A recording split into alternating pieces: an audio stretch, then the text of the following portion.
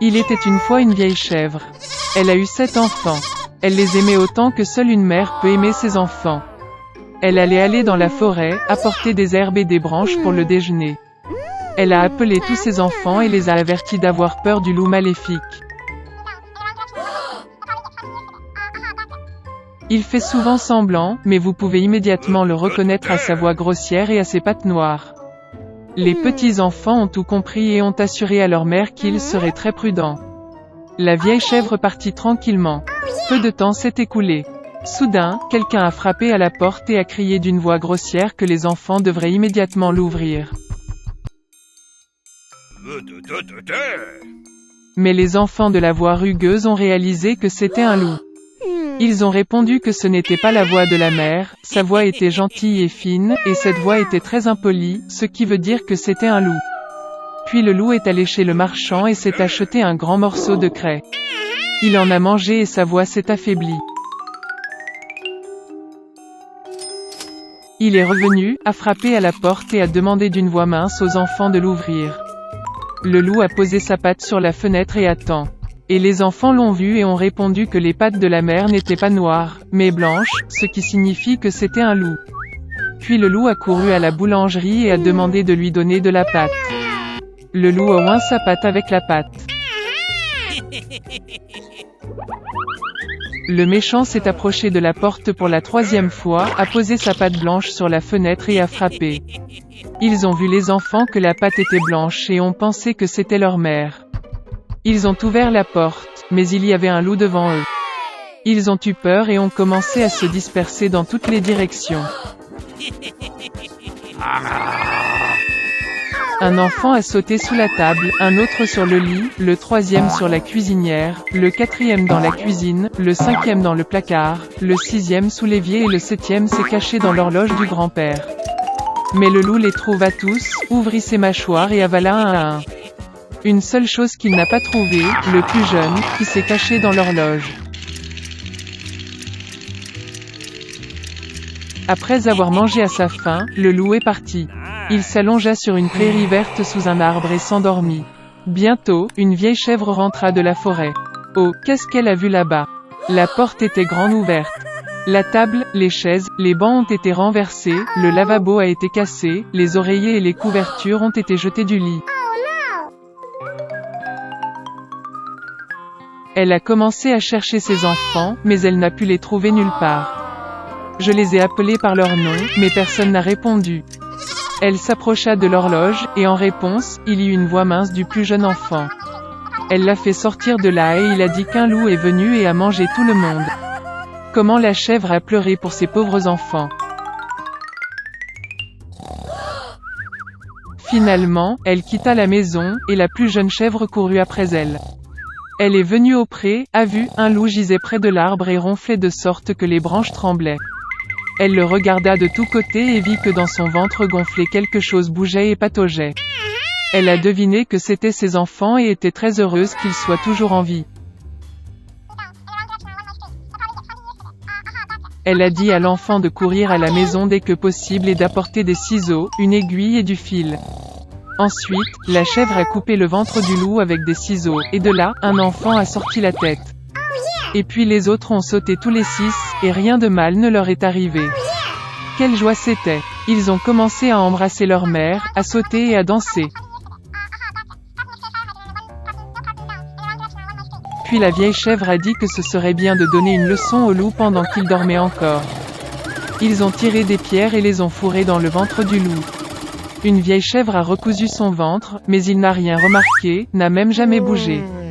Le loup a dormi, s'est levé et a eu une telle soif dans son ventre qu'il a décidé de boire l'eau du puits.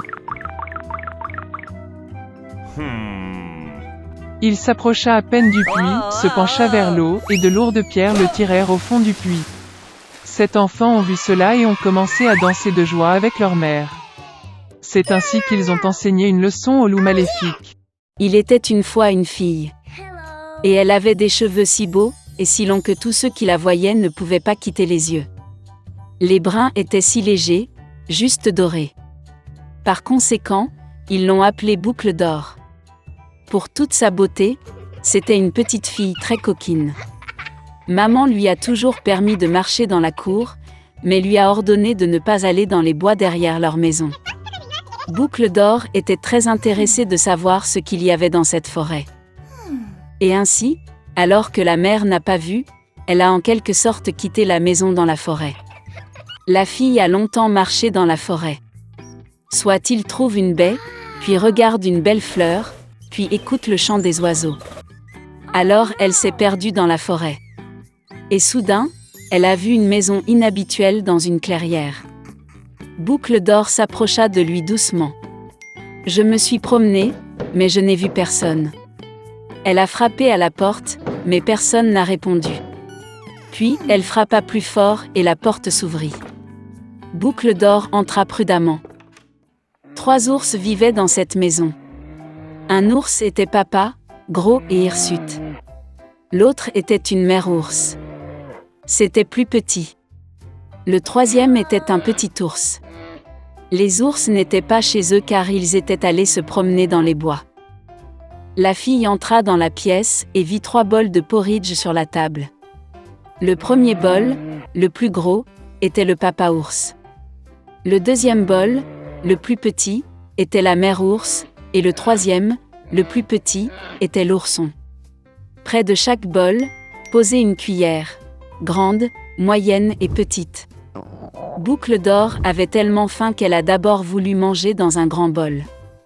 Elle prit la plus grande cuillère, prit le porridge, le goûta, mais le porridge était trop chaud.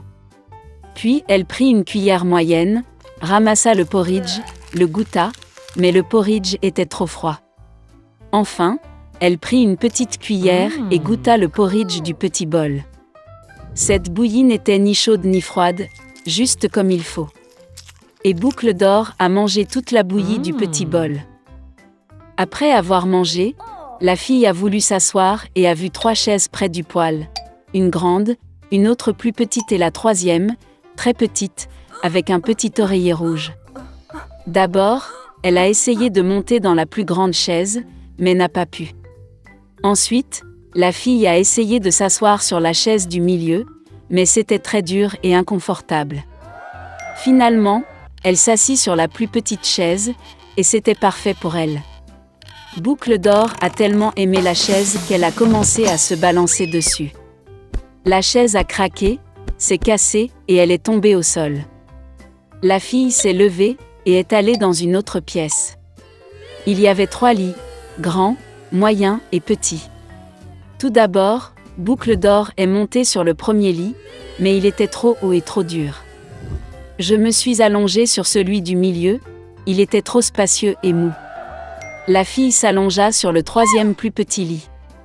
Elle était juste pour elle. Boucle d'Or se sentait si confortable et douillette qu'elle s'est rapidement endormie. La fille dormait profondément lorsque la famille des ours est revenue à la maison. Les ours ont eu très faim et sont immédiatement allés à table. En voyant son bol, papa ours s'est vraiment mis en colère. Quelqu'un mangeait mon porridge. Il grogna. La mère ours regarda aussi dans son bol et grogna moins fort. Quelqu'un mangeait aussi dans mon bol. Et l'ourson, voyant son bol vide, a pleuré bruyamment. Quelqu'un n'a pas simplement mangé de mon bol, il a mangé toute ma bouillie. Les ours ont senti que quelque chose n'allait pas, ont quitté la table et ont commencé à regarder autour d'eux. Papa ours remarqua que quelqu'un bougeait sa chaise et grogna d'une voix terrible. Quelqu'un était assis sur ma chaise. La mère ours regarda sa chaise et se plaignit. Quelqu'un était assis sur ma chaise et l'a déplacée de sa place. Et puis, l'ours a regardé sa chaise cassée et a encore pleuré fort. Quelqu'un ne s'est pas simplement assis sur ma chaise, mais l'a cassée. Les 3 ours entrèrent prudemment dans la chambre. Quelqu'un était allongé sur mon lit et l'a froissé. Papa ours rugit d'une voix terrible. Et quelqu'un était allongé sur mon lit et l'a froissé, grogna la mère ours. L'ours en peluche a regardé son lit et a pleuré à nouveau. Quelqu'un était allongé sur mon lit aussi. Et puis il a vu la fille et a crié d'une voix mince, et dort encore en elle. Papa et maman ours sont allés au lit et ont vu qu'une petite fille dormait là. Boucle d'Or s'est réveillée du cri d'un ourson, et a eu très peur, il y avait 3 ours devant elle. Elle a immédiatement sauté hors de la maison, et a couru partout où ses yeux regardaient, sans se retourner. La fille a couru pendant un long moment, était très fatiguée, puis elle a vu sa mère, qui cherchait sa fille disparue dans la forêt. Depuis, Boucle d'Or a toujours écouté sa mère, et n'a rien fait sans sa permission. Elle est devenue une fille très obéissante, gentille et gentille.